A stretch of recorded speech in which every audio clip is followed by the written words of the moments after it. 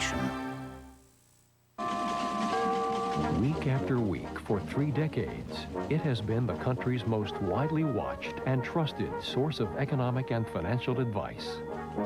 Now, join us for this special 1-hour look back at an American classic, Wall Street Week with Louis Rukeyser, the first 30 years. Good evening. I'm Louis Rukeyser. This is Wall Street Week. Welcome back. Welcome back. Welcome back. Welcome back. Welcome back. Welcome back.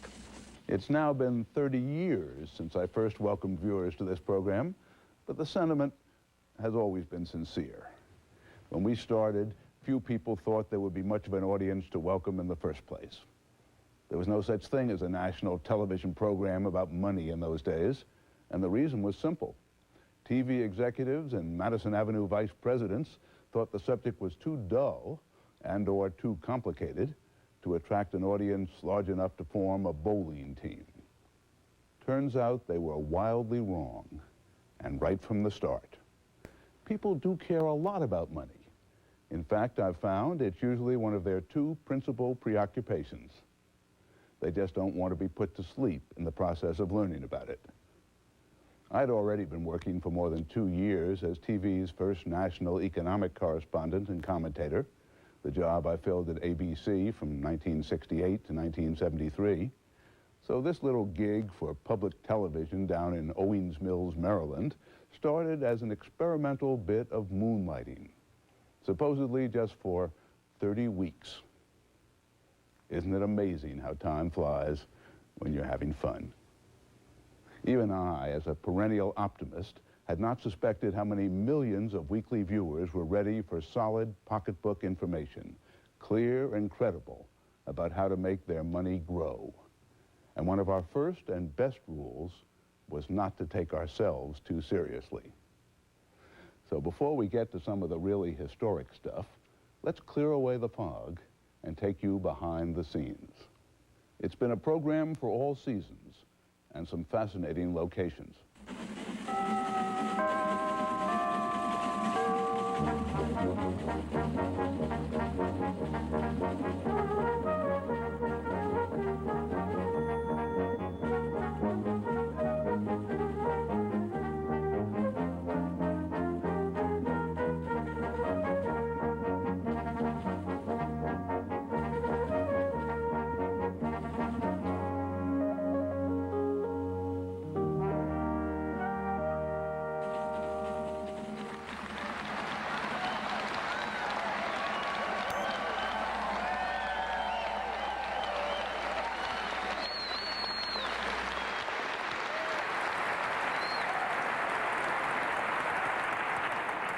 Howdy.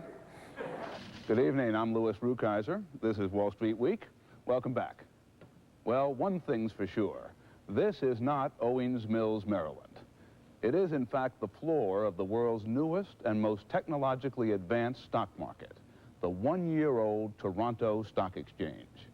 For this is the OEX trading pit at the Chicago Board Options Exchange. From Tokyo, produced Friday, May 28.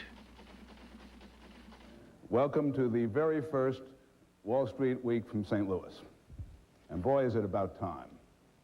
Well, here we are in jolly old London, and life certainly does look different when you travel to a strange foreign country. Welcome to a very special Wall Street Week from Rio. And we gave some fascinating career advice, too. To signal 30 seconds, you move your fist up and down like this. That ought to clear away the wimps. Want to buy 100 contracts at that price? Just do this. I kid you not. And for 1,000, make like an Indian. Of course, we never advocated anything as crass as gambling. You know, I've always advocated long-term investing, so I'll spring for one more quarter. Now you're talking. Some strange characters showed up from time to time. What's up, Doc? Besides the market. Good evening, I'm Louis Rukeyser. This is Wall Street Week. Welcome back. Everybody wants to get into the act. In total darkness, its infrared illumination lets you know who's around and what they're saying. It's okay, folks. It's only your friendly neighborhood economic commentator. I'll be a little late for dinner tonight, Tess.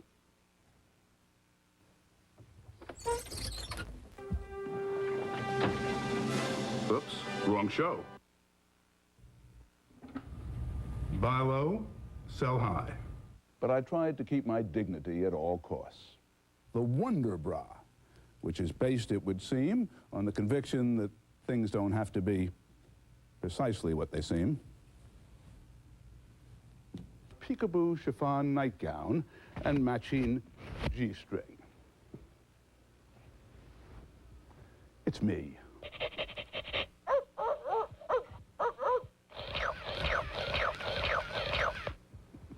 An innocent pet turtle that mutates into a fierce teenage ninja.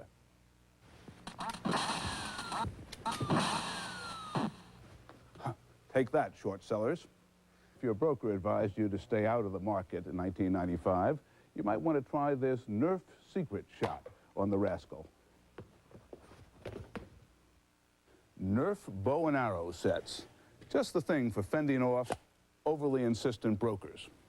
Bubble Sacks features the favorite instrument of our president. And will presumably be especially useful if you want to soft soap Congress. How sweet it was. Mally's Chocolates in Cleveland is offering this choice item for just $1 with crisp rice inside the milk chocolate. And Mally's tells me I'm the first non-athlete to have his own candy bar. Obviously, they've never seen me play second base. And the warm sentiment has always been the same, even when some wild young kid was hosting the show back in the early 70s. Meanwhile, this has been Wall Street Week. I'm Louis Rukeyser. Good night and have a happy and hopefully a prosperous new year. Who knew that the show was destined to become not just America's favorite money program, but a cultural icon as well?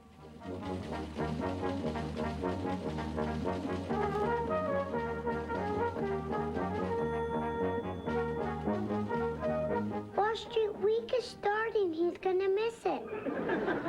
We always watch it from the beginning. We'd like to sing the theme song. Alex, hurry! Wall Street Week is starting. Ooh, listen, I'm gonna skip it today, okay, pal? But I already made the popcorn and the cash register is all heated up. Good evening, I'm Louis Rukeyser. Well, it's been an up and down week on Wall Street. The bulls, who had ridden the roller coaster to its peak after gorging themselves on the cotton candy of overvalued issues.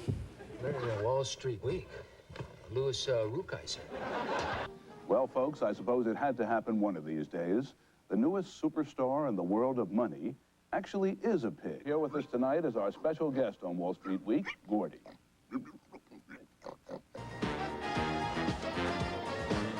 Oh, no, you don't!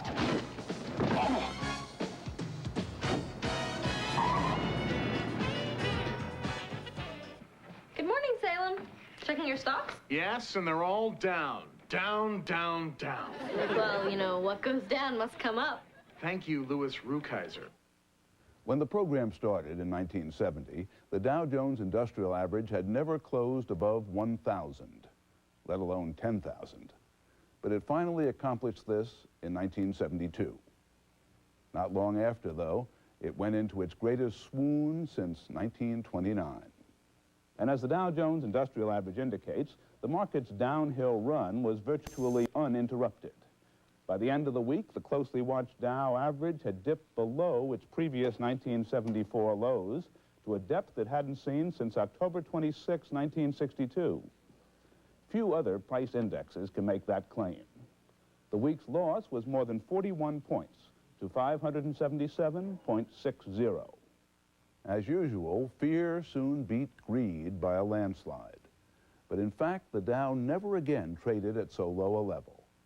Still, the wise guys sneered when a few prescient optimists talked of much better times ahead. Edson, some people incorrectly regard you as a bear because you were correctly pessimistic at certain key junctures, including 73. But in fact, you've just given us a pretty optimistic viewpoint, and I've heard you talking about even higher figures for the ultimate future. Do you still see 3,000, 4,000, 5,000? Oh, yes, every generation has its big bull market that blows off. We had it in the 20s, we had it in the 50s and early 60s. We'll get it in the 80s and 90s.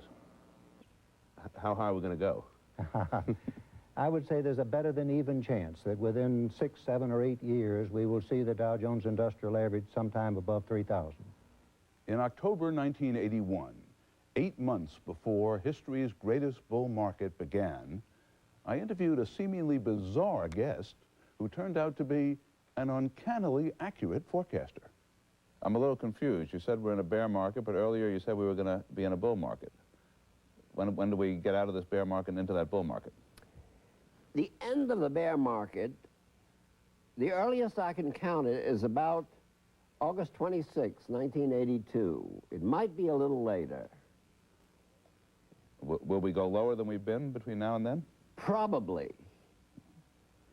But I'm not one of these 600 boys. I think 750 to 770 is more like the range of the final low. August 26, 1982. Now, how do you pick the day like that? And can you tell me precisely what time Eastern I use Daylight about Time? 7 or 8 methods. The count from the middle section, the standard time spans, which appeared in the Encyclopedia of Stock Market Techniques. But usually, picking the exact day of a low or a high is usually done by the count from the middle section. Your predictions are so specific and so long range that I think the remarkable thing is not that you're sometimes wrong, but that you're ever right. I think it's absolutely incredible. Well, even if you don't know the count from the middle section from Count Dracula, you have to admire the late Mr. Lindsay. The market took off almost precisely on his schedule. 6 years after his appearance, on the eve of what became known as the crash of 1987, there was another famous bullseye prediction in the other direction. I haven't been looking for a bear market per se. I've been really in my own mind looking for a crash, but I didn't want to talk about it publicly because it's like shouting fire in a crowded theater, and there's other ways to play it. You just tilt your strategy negatively and you shut your mouth. I only look for a brief decline, but a vicious one. Marty had it exactly right. A week later, after the worst crash since 1929, I offered a little reassurance to terrified investors around the globe. Okay, let's start with what's really important tonight. It's just your money, not your life. Everybody who really loved you a week ago still loves you tonight. And that's a heck of a lot more important than the numbers on a brokerage statement. The robins will sing, the crocuses will bloom, babies will gurgle, and puppies will curl up in your lap and drift happily to sleep, even when the stock market goes temporarily insane. And now that that's all fully in perspective, let me say, ouch, and eek, and medic, and once again it transpired, the end of the world really hadn't arrived. The Dow not only regained what it had lost, it doubled and doubled again and kept on rising. But as always with investing, there were occasional brief interruptions. Some seemed to hurt worse than others. Good evening. I'm Louis Rukeyser. This is Wall Street Week. Welcome back.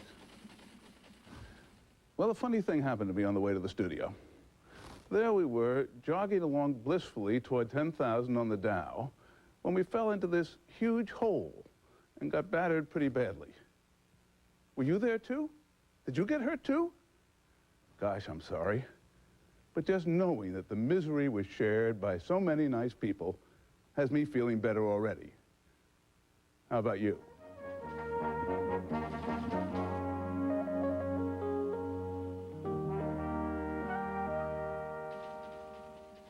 Again, I reassured America that patience and perseverance would bring profits. And what do you know? They did. Will we ever have bear markets again? Of course we will. But as this program has always pointed out, the way that most people are going to make the most money is by buying quality for the long term, not by trying to outguess the market by the kind of in and out trading that periodically seduces the unwary. We've always tried to keep you ahead of the curve on genuine long-term trends. And one of the ways was by offering the kind of expert, incisive analysis of key industries that had previously been available only to millionaires. Our guests and panelists have peered into some remarkably accurate crystal balls. Charlie, how serious is the energy crisis? Lou, it's large. It's going to be with us for a long time. It's going to be a fact of life which we have never experienced before, which is going to change our way of life and the future of our industrial society. Frank Cappiello, Alan Ehrlich of Coram, New York, says he's looking for what he calls undervalued growth stocks, and he'd like an opinion of companies involved in the video games and video recording industry. Can you give him an answer live? Well, I think so, Lou. Video games is the rigging of your television set to play electronic hockey or electronic tennis, and it's a growth area. 3 million sets sold last year. That's up 10 times from 1975. But it's a tricky area. And the company I like in this area, and I think there is growth here, would be a company called Warner Communications. This is a company that not only has a fine subsidiary, Atari, which produces the games, but also has other things, motion pictures and so on. Selling at 6 times earnings, I think it's undervalued. Video recorders, this is an entirely new area, about a year old as far as the residential home market is concerned. The leader here in taping TV shows and showing them again on set is Sony with its Betamax. Fine operation, but I much prefer the Matsushita system, which RCA will market very shortly. And it's a good way to play the system. And RCA may be a good turnaround candidate. I think the movie industry for the next, let's say 3 to 5 years in terms of theatrical viewing in theaters, I believe it's going to continue to be approximately flat. In other words, $2.5 to $3 billion a year will be spent on it. However, I think that the actual viewing of movies is going to increase dramatically as it has been doing over the last 5 years. This is going to happen on video cassettes. This is going to happen on pay cable.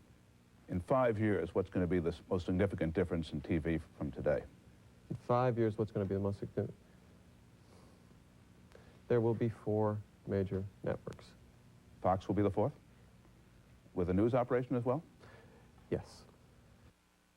Wolfgang Demisch, who has just been made a vice president of Morgan Stanley, is making his 4th appearance in 4 years on this program, which shows what we think of his consistently highly rated analyses of aerospace and defense stocks. On his last appearance as my guest in May 1980, I asked him what further events might be anticipated on the international security scene, and he replied, and I quote, "Well, God only knows, Iran invading Iraq, Libya trying to bump off President Sadat, various things which affect our interests fairly directly." Wolf, that kind of precision in public forecasting is rare anywhere on any subject. What does your crystal ball tell you now about the international scene? Well, I'm hopeful peace will break out as we proceed during the course of the year.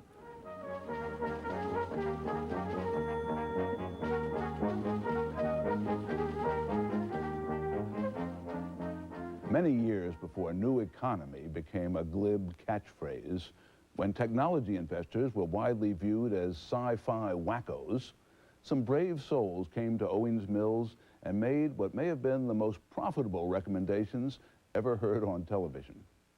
Our primary recommendations are Intel, which is over-the-counter, Texas Instruments, and National Semiconductor.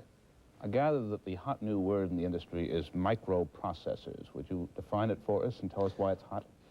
Yes, a microprocessor is most simply a full-fledged computer on a single chip of silicon about 1/5 of an inch by 1/5 of an inch.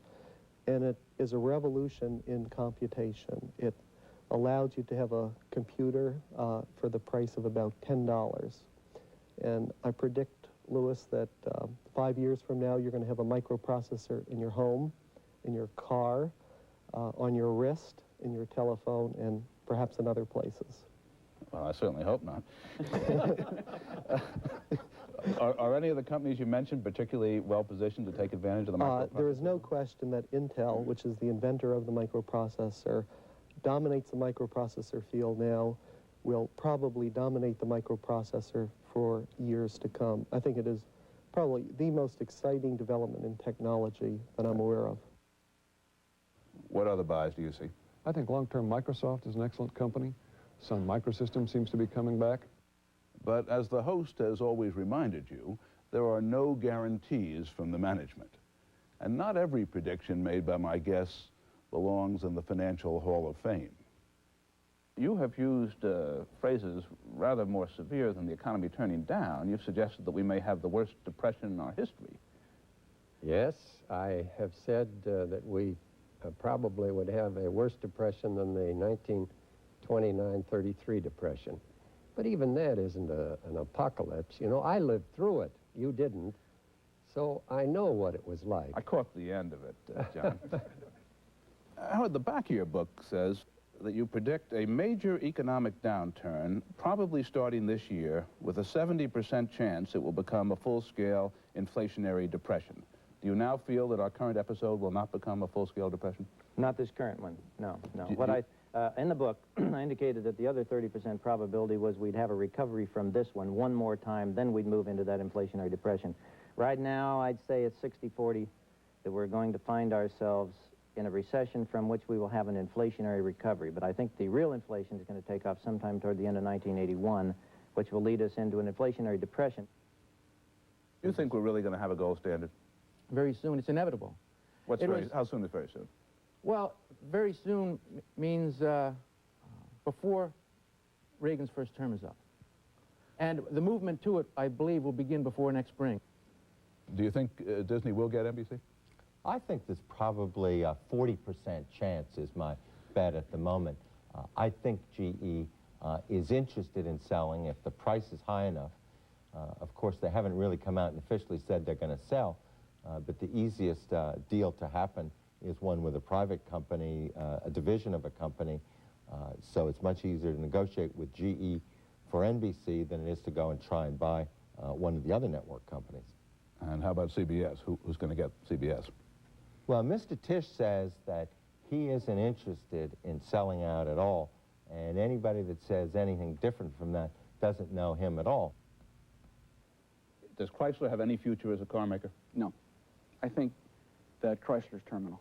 In your judgment, then, is there any good reason to bail out Chrysler through a massive U.S. aid program? I really think the company's terminal.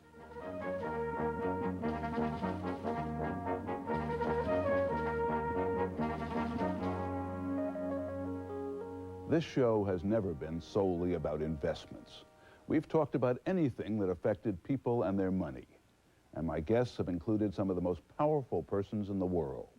Business leaders who ran for president, present and future cabinet officials, world-class economists, and the two men who have been chairman of the Federal Reserve Board for more than 2 decades.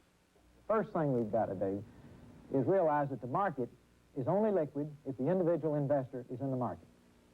Now then, a lot of people that used to think he's a nuisance would love to see him down there today. The big institution was very attractive. He's still attractive, but he must have a small investor too. He's essential to provide liquidity in the market. The price of oil today bears no relationship to economic reality. There's no relationship to the production cost of oil, to the cost of alternative sources of energy.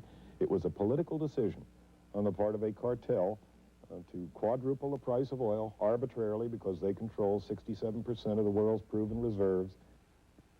Paul, let's turn to the rest of the economy. You said earlier this year that you would be mightily concerned if the deficit in the federal budget went over $80 billion. According to Congress's reckoning this week, it's likely to top $72 billion. How concerned are you? Is this likely to destroy our recovery from recession? Well, I think it's big. I don't think it's going to destroy the recovery from the recession. The trouble with these deficits is not so much the size of the deficit today, when there's a lot of unutilized capacity in the economy. But are we on a course that carries us continuing along with these kinds of deficits as the economy does recover? And the economy is has begun to recover. It's been recovering rather vigorously for some months.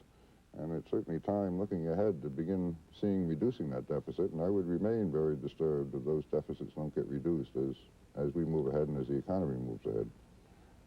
We have to balance our social aims and desires against our investment needs. The more you spend in the social area, the less you'll have to spend in investment. Investment means jobs, and you're going to have to watch your trade-off here.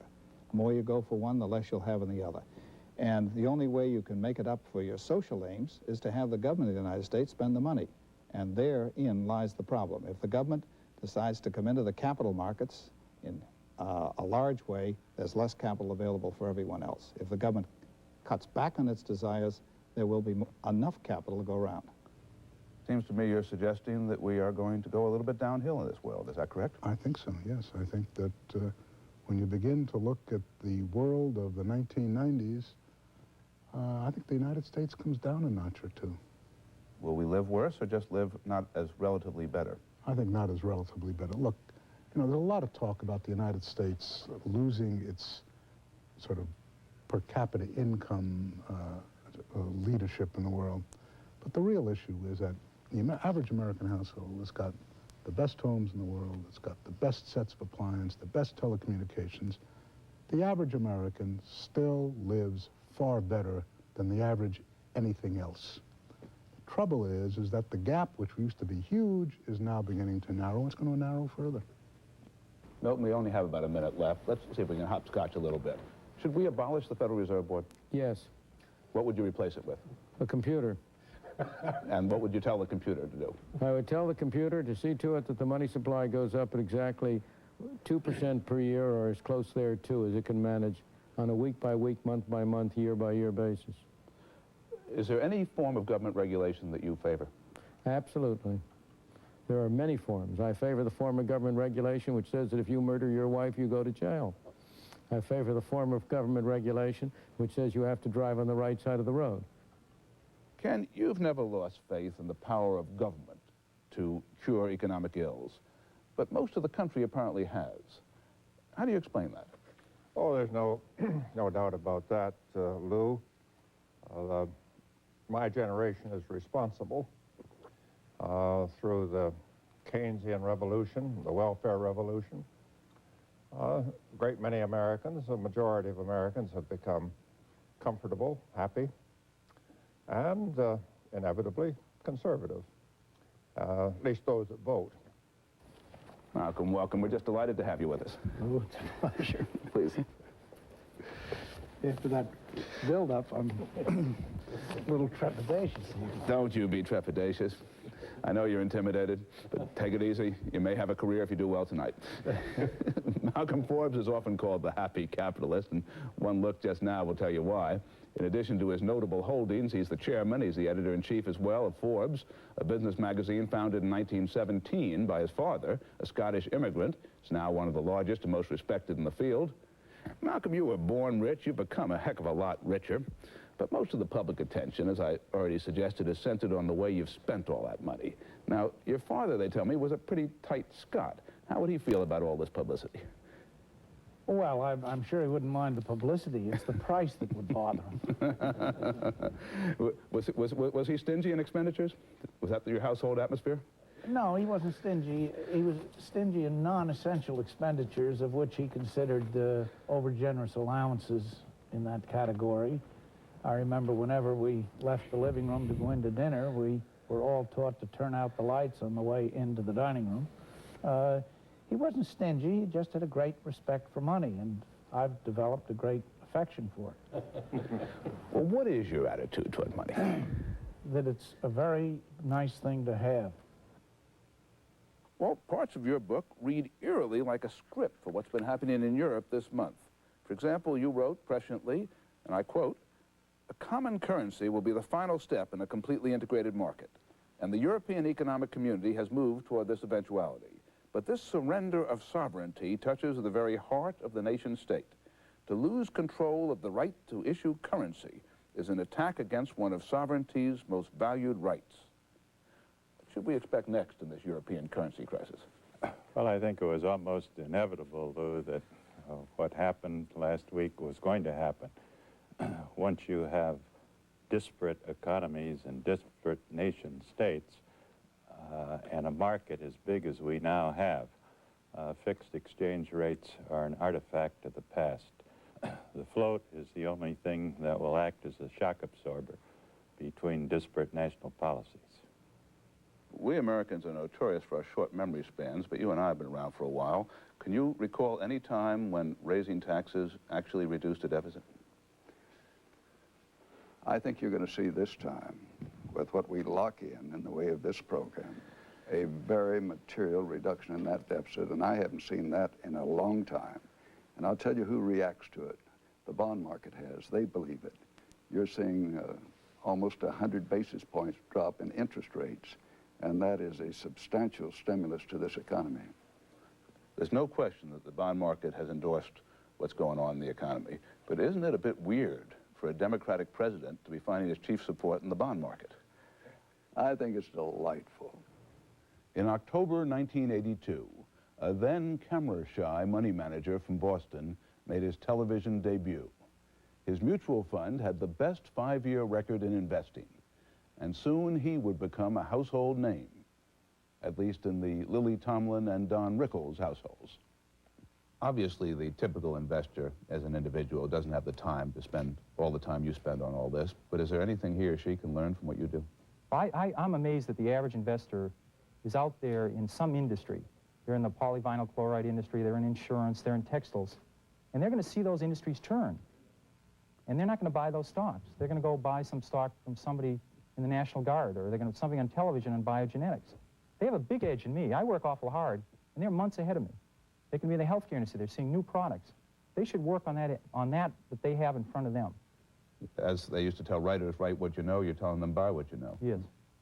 What would you tell them not to do? What do you think are the mistakes Well, people make? This is a common mistake I do. I think people buy stocks because they've fallen from price X to 2/3 of X or half of X. On that basis alone, they're buying a stock.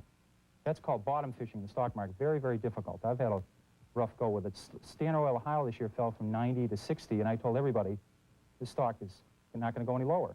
Then it went to 50. I said, this is it, no lower. As it went through 40, I said to people, this is it. Finally, when it got down under 30 and people said, what do you think is Ohio? I said, what does Ohio do? I don't know that company. So, I absolutely backed away from it. You didn't like to buy low. One of the pleasures of hosting this program has been meeting some of the most successful investors of all time. Back in 1995, I interviewed a stripling of 98 years about the markets. Phil, what's the single most important thing that you have learned about investing over the past 3/4 of a century? Patience. Patience. Expand on that. How do you apply patience? Well, I buy things for myself and for clients to hold for 5 years, 10 years, because I won't be around for 10 years or any sizable part of it. But you fooled us before. You could fool us again. Yes. One of the most remarkable things about you is that you don't rest on your laurels. You're out there every day as an active investor. What do you think of this stock market today? I think it's dangerous at present levels.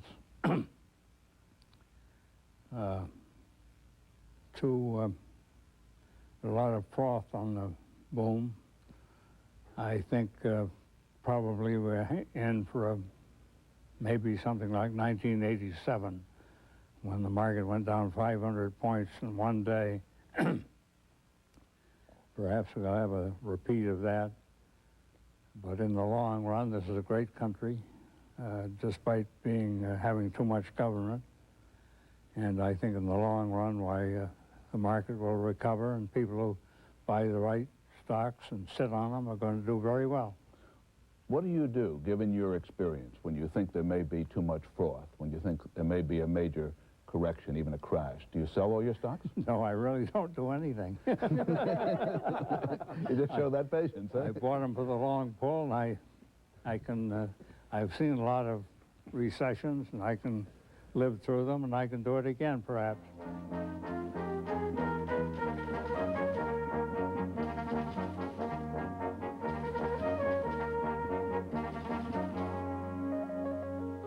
In 1984, after we had already been on the air for 14 years, I decided that viewers by then could trust me enough not just to be showing home movies when I brought my father, 87-year-old financial journalist Merrill Stanley Rukeyser, to Owings Mills. He quickly became our viewers' favorite guest, the ageless boy wonder of Wall Street. Wall Street's never been popular, and it's an easy plaything for the demagogues. And I think that those who speak about fairness and the fairness of an incumbent president and a tax bill are not only attacking the incumbent, but they're attacking the whole system, because the nature of a competitive system is inequality. We pay people according to their productivity. If you want to pay people equally, then I recommend communism. They promise it, they don't always perform it. Well, at 87, you belong to one of the constituencies that was singled out for special attention this week. How do you feel about being described as a senior citizen? I resent it. I'm against hyphenated Americans, whether they're German Americans or Jewish Americans or Italian Americans or gay Americans or sober Americans. I mean, you think you're just a citizen. The big story this past year in the economy was all the corporate mergers. Have we ever had this before? Yeah, we've had mergers before, but I think there's some aspects of it that need a little straightening out. I think it's a conflict of interest when management puts itself in conflict with the stockholders and makes a leverage buyout. They've been hired to work for the stockholders, not to trade against them. You were quoted earlier this year in one magazine with something that still sounds pretty good to me. You talk about constants. You said, there's no sure investment, no chance of being right every time. All you have to work with is careful selection, persistent supervision, and diversification to cushion your mistakes. Successful investors know themselves and do their own thinking. They don't react to each market fluctuation. They find a good investment and let it pay off. Would you want to amend that at all now? No, that was pretty clever of me. I didn't remember saying that. Are you still a holder of common stocks? I am, but with the advice and consent of my heirs and assigns, I took advantage of my age and bought a non-refund annuity so I could afford to hold common stocks that only paid a small rate on the the market value. But when you were investing for your own account, you still believed in the future of the stock market? Yes, and I believed that I was assuming certain risks. I didn't think I was making a riskless adventure. You're obviously we're not a newsletter writer because they don't have any risk. They just tell us they know the answer. Well, if you subscribe for about $60 to $80 a year, you can have this riskless adventure. The only thing is they run out of town after a big break. Your life covers a whole cycle in American life in terms of our international position. We were a debtor nation, we became a creditor nation, now we're a debtor nation again. How can we become more competitive in America? By a return to excellence. We all miss him. The 1980s and 1990s brought a new type of business leader to the fore. There was the corporate raider and the heretofore anonymous CEO as coat figure. Boone, you say you're the champion of the small stockholder. The British corporate raider, Sir James Goldsmith, says, and I'll quote him, that he does it, says takeovers are, quote, for the public good, but that's not why I do it. I do it to make money. Isn't that really your #1 motivation? Lou, I'd be sitting here lying to you if I told you that we did not expect to make money out of these deals. At the same time, if you'll go back and look at what we've done with the stockholders, and, you know, if you just take the 4 deals we're talking about, there was $13 billion in profit. That profit went right back into to this economy. And it's moved around very quickly, some back into stocks and whatever else, but it creates jobs. It does a lot of things in America. So I like to see that capital moved around, and I like to see people make money off these deals, and they do. I don't like to see managements that their stocks sell at a huge discount to appraised value. That does annoy me. One of the reasons we pay CEOs as much as we do is that they have to sustain more headaches than the average person. Just this month it was revealed that a memo from an executive in your old Long Island district had trashed low asset customers and suggested that the firm wasn't very interested in handling them. Is that the firm's policy?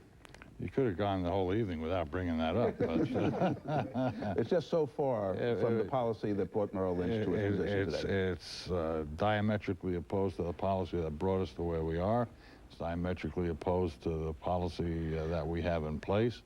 And certainly it's not something we're proud of. I think the young man made a mistake. I know he regrets it, but certainly this is not something that we will contend with nor approve. So.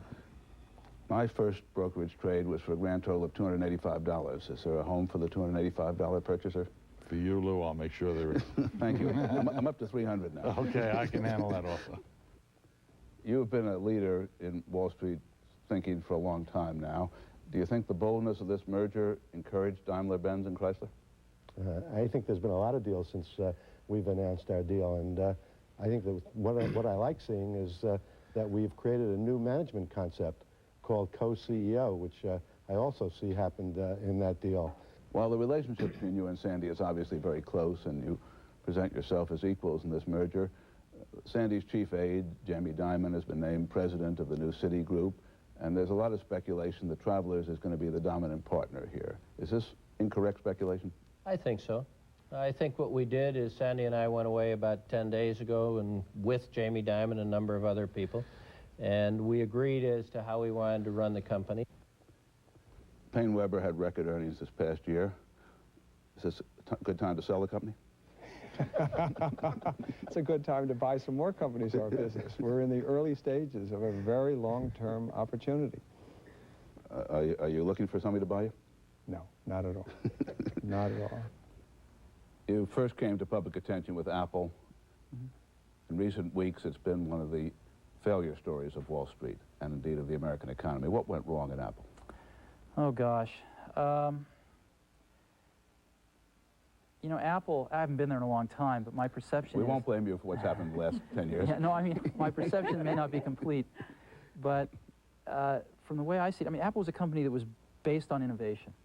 When I left Apple 10 years ago, we were 10 years ahead of anybody else. It took Microsoft 10 years to copy Windows. The problem was that Apple stood still. I think the way out is not to slash and burn, it's to innovate. That's how Apple got to its glory, and I think that's how Apple could return to it. We've seen a great deal of cost-cutting and fare-cutting in the industry as a whole. What's the future for the other side of the equation, better passenger comfort and service? I think it's very limited. Very limited? Very limited. The reality is that the airline industry is intensely competitive. We do what our customers have told us they want us to do. I made a speech the other day, and I made the observation that generally speaking, the public has said they would rather have more seats in the airplane and lower prices. And they've given us a very clear signal about that. We have tried on several occasions taking seats out, and the public each time has said we will not pay for that extra space in either money or by waiting for a flight on your comfortable airline. When we're through with our meeting, we're going to go home, even if we go home on scrunched up air instead of generous Bob's airline. I accept your forecast, though it disheartens me. What in economic policy is this Congress capable of? What do you think is the most likely result? Steve? I think it's going to do some good, although it's not